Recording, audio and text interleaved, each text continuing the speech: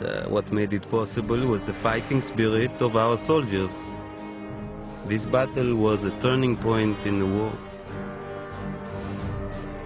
Now the war started to swing in Israel's favor.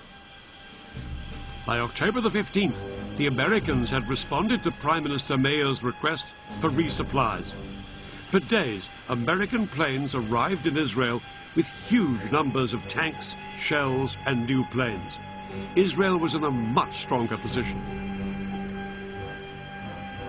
Eleazar and his commanders were determined to force the Egyptians back across the canal. They now planned an exceedingly ambitious and risky operation, and a man who would play a key part in it was General Ariel Sharon.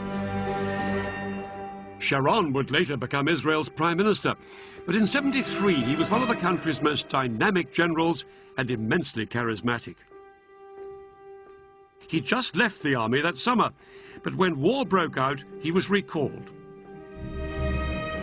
His detailed knowledge of the Sinai, where he'd fought during the Six-Day War, would prove invaluable in framing Israel's audacious new plan. The Egyptians on the east bank of the canal were split into two armies, one in the north and one in the south. 100,000 men and about 1,000 tanks, well dug in and well defended by minefields.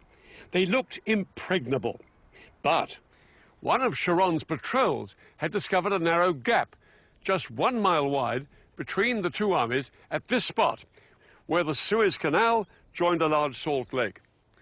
Sharon